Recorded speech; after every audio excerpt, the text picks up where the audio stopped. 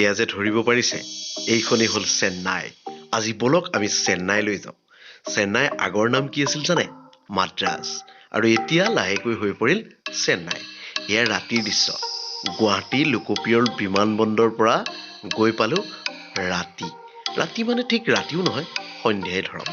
আৰু সেইখিনি সময়তে গাড়ী এনেদৰে আপোনাৰ এয়াৰপৰ্টৰ কাষতে থাকে। তাৰ পৰা বুক কৰি ল'ব পাৰিব। আৰু এনেদৰে পাৰ হৈ যাওঁতে দৃশ্যবোৰ দেখি পাহৰিয়ে গৈছিলোঁ। চাওকচোন কি সুমধুৰ, কিমান ধুনীয়াকৈ সজাই ৰাখিছে। সেইদিনাখন কি আছিলে জানে? 15 আগষ্ট। সেইবাবে বোলে সজাই ৰাখিছে। যেন আমাৰ অসমত হোৱা একদম দুৰ্গা পূজাৰ নিচিনাই লাগিছিল। মই প্ৰথমে ধৰিবই পৰা নাছিলোঁ। চেন্নাই আন্দাবৰি উন্দ্ৰা এনেবোৰ ভাষাত মই বুজি পোৱা নাছিলোঁ। সঁচাই ভাবিছিলোঁ যেন কিবা দুৰ্গা পূজাৰ দৰে কিবা পূজাও পাতিব পাৰে। শেষতহে গম পালোঁ, যেতিয়া ৰাষ্ট্ৰীয় সংগীতটো আৰম্ভ হৈ গৈছিল বিমানবন্দৰৰ ভিতৰতেই। আৰু আহক, আৰু এটা লক্ষ্য কৰিছেনে? কিমান সুমধুৰ আৰু চাফা চাওকচোন। আমাৰ অসমখনক আমি এনেদৰে ৰাখিব নোৱাৰোঁ জানো? নিশ্চয় পাৰোঁ। নিজৰ মনৰ লগতে কথা, নহয় জানো? এনেদৰে গৈ গৈ গৈ গৈ ৰুম সোমালোগৈ।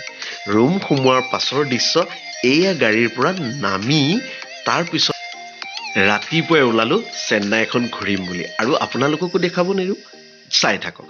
ৰাতিপুৱাই প্ৰথম পেট পূজা। লগালগ গ'লোঁ এখন হোটেললৈ। হোটেললৈ গৈ এটা আচৰিত বস্তু দেখিলোঁ। আমাৰ দৰে কাঁহীখনৰ ওপৰত এখন কলপাত দিয়ে। আৰু কলপাতখন দেখা পাই নিজৰ কিবা ঘৰুৱা খানা খোৱা নিচিনাই অনুভৱ হ'ল।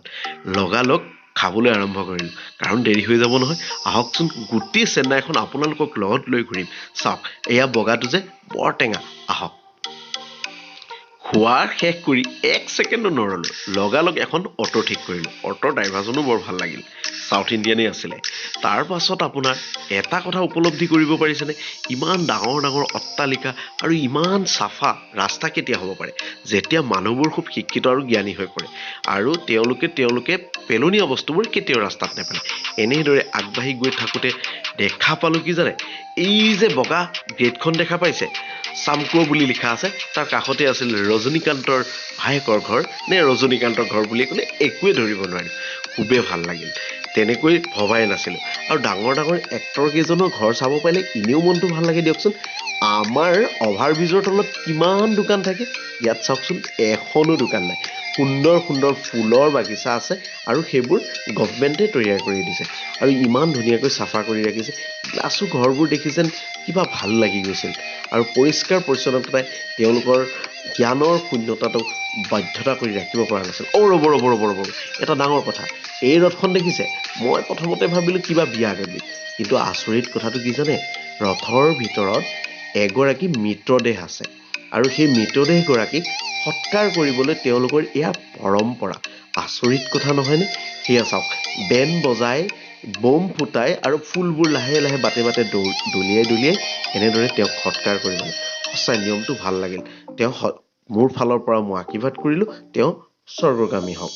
আৰু তেওঁক সমবেদনা জ্ঞাপন কৰিছোঁ। এনেদৰে আগবাঢ়ি গৈ এইটো ধৰিব পাৰিছে? এইটো হ'ল গীৰ্জাঘৰ। আৰু এই গীৰ্জাঘৰটো আচৰিত কথাটো কি জানে? এয়া মই মাটিৰ তলত সোমাই আছোঁ। মাটিৰ তলত সোমাই যাওঁতে প্ৰথমতে অনুভৱেই কৰিব পৰা নাছিলোঁ। পিছত গৈ অলপ উশাহ লোৱাত কিবা অনুভৱ কৰিলোঁ। কিন্তু এইটো চাওক, ইমান ডাঙৰ টৌ আমাৰ তাত নাই, আমি দেখাও নাই। আৰু লাহে লাহে ভিতৰলৈ সোমাই গ'লোঁ। একদম চাইলেণ্ট আছিল। ময়ো লাহে লাহে অনুভৱ কৰিব ল'লোঁ। কিবা যেন সঁচাই যীচু থকা দৰেই লাগিছিল। ভাল লাগিল। আৰু এই ড্ৰাইভাৰজনে ভুল কৰি আমাক এক্সিট দৰ্জাখনেদি সোমোৱাই দিলে। আৰু ভিতৰলৈ গৈ সোমাই দেখিলোঁ ইমান শান্তি পৰিৱেশ। আপুনি এই ভিডিঅ'টো চাই আছে, এনেবোৰ ৰুমত বহি কিন্তু সঁচাই ভাল লাগিব, হয়নে নহয় কওকচোন? ডেফিনেটলি আপোনালোকে কেতিয়াবা চাগে লিখি কৰিছে এনেকুৱা ৰুমত।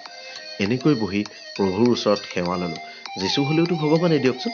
ভগৱানৰ ওচৰত সেৱা ল'লোঁ, দিনবোৰ ভালে যাওক, আৰু এনেবোৰ মহামাৰীৰ পৰা যেন আমাৰ দেশখন মুক্ত হৈ থাকে। লাহে লাহে বাহিৰলৈ আহিলোঁ। ইয়াক গুহাৰ ভিতৰৰ দৰে। ইমান অকণমান ৰাস্তা, ইয়াতে আপুনি মই শাৰী পাতি যাব লাগিব। ৰুল ৰেগুলেশ্যনবোৰ খুবেই মেইনটেইন কৰিবলগীয়া হয় বাহিৰত। অসমতো যদি তেনেকুৱা হ'লে নহয় জানো? আহক এতিয়া আমি বাহিৰলৈ যাওঁ। লাহেকৈ গৈ দেখা পালোঁ ইমান ধুনীয়াকৈ গ্লাছৰ ভিতৰত সজাই ৰাখিছে। যীচুৰ কিছুমান কাহিনী আছিল, একো বুজি নাপালোঁ। তথাপিও চাই থাকিলোঁ। লাহে লাহে মনটো কিবা ভাল লাগি গ'ল। আৰু এয়া ওপৰতে লিখি ৰখা বস্তুবোৰ চালো, কিন্তু ইমানখিনি সময় নাছিল পঢ়ি থাকিবলৈ। একপি ফটোও মাৰিলো, আৰু সেইজন মোৰ লগত থকা ড্ৰাইভাৰজন। তেওঁলোকৰ এটা বৈশিষ্ট্য আছে, খাকী পোচাকটো যে দেখিছে সেইটো তেওঁলোকৰ ইউনিফৰ্ম, আৰু এই ইউনিফৰ্ম পৰিধান নকৰাকৈ কেতিয়াও তেওঁলোকে অটো ড্ৰাইভ কৰিব নোৱাৰে। এতিয়া আহক মেইন ঠাইলৈ। এয়া শুকান মাছবোৰ দেখি চাগে ভাবিছে জাগিৰোড বজাৰ। অসম বা এছিয়াৰ বিখ্যাত যে জাগিৰোড বজাৰ, এইখন নহয়। আৰু এইখন ধৰিব পাৰিছেনে? ব্ৰহ্মপুত্ৰ বুলি নাভাবিব, এইখন সাগৰ। ইমান সুন্দৰ লাগিল, মনটো কিবা ভালেই লাগি গ'ল। লাহেকৈ আগবাঢ়িলো ওচৰতে থকা মাছৰ বজাৰখনলৈ।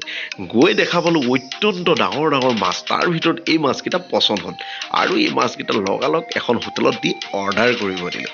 খাবলৈও মন গ'ল দিয়কচোন, ভোকো লাগিছিল। খুব সুন্দৰভাৱে বনোৱা এইখন হোটেলৰ ৰেচিপিবোৰ চাওক, ইমান ধুনীয়াকৈ তেওঁলোকে তৈয়াৰ কৰে। অৰ্ডাৰ দি দিলোঁ, আহি গ'ল, আৰু খোৱা আৰম্ভ কৰিলোঁ। এয়া অৰ্ডাৰ কৰি দিয়া মাছ, আৰু মাছৰ এয়া মিছা মাছ, খুবেই সুন্দৰ আছিল। খাই ইমান ধুনীয়া লাগিল, কিয় জানো সাগৰীয় মাছৰ তেলটো অলপ বেছি আছিল। ইয়াতো কলপাত দিয়া আছে, ধৰিব চাগে পাৰিছে। আৰু এই আইতাগৰাকী মাছ লৈছিল, গতিকে হাঁহিটো ফটোতে উঠাই থ'লো। সাগৰৰ পাৰৰ আপোন পাহৰা দৃশ্যবোৰ সঁচাই নুতুলি নোৱাৰিলোঁ। আৰু কেতিয়াবা যদি আপোনালোকে চেন্নাই যায়, মেৰিনা বীচ নোচোৱাকৈ চেন্নাই কিবা আধৰুৱা হৈ যাব। এই কথাষাৰ কিন্তু মনত ৰাখিব। মেৰিনা ব্ৰীজৰ পাৰত যাওক আৰু নিজৰ মনটো খুলি দিয়ক। চাওকচোন কিমান সুন্দৰ লাগে, আৰু ময়ো নিজে ভাবিব নোৱাৰাকৈ কিবা শিশুকাললৈ ঘূৰি যোৱা নিচিনা হ'লো, আৰু লগালগ তাতে বহু কিবা কিবি দুষ্টামি কৰিলোঁ। এয়া চাওক কি কৰি আছোঁ, ইফালে ঘূৰিছোঁ সিফালে ঘূৰিছোঁ, কিন্তু ভাল লাগিল। সাগৰৰ পাৰৰ উপলব্ধি এনেদৰে বৰ্ণনা আপোনালোকৰ আগত কৰিব নোৱাৰিম। আপোনালোকে নিজে গৈ এবাৰ চাই আহক। লাহে লাহে আমি আচৰিত কথাটো চাওক, এই কুকুৰটোৱে সাগৰত এনেদৰে গা ধুৱে।